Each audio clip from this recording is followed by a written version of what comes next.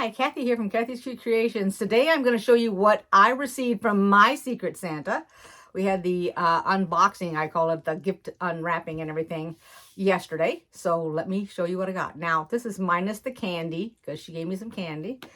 So I've got this really neat little jar here. It's sort of aqua color, which is really nice and pretty. And she gave me some candy cane spoons for the hot cocoa. And I got a container of hot cocoa.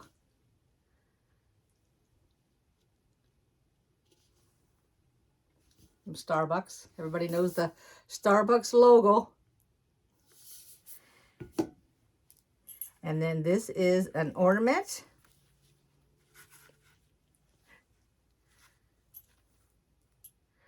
Look at his little legs.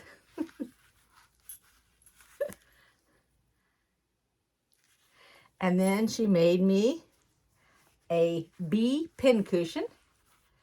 And this is a little magnetic so that you can put your needle on there if you're doing some kind of embroidery or stitching. And then on this side, there's a little bit of a gap so you can put your scissors in there. And this is 2 pin, really long stuck in there. And then here's what the bottom looks like. It's got the bees on it. And it's nice and sturdy.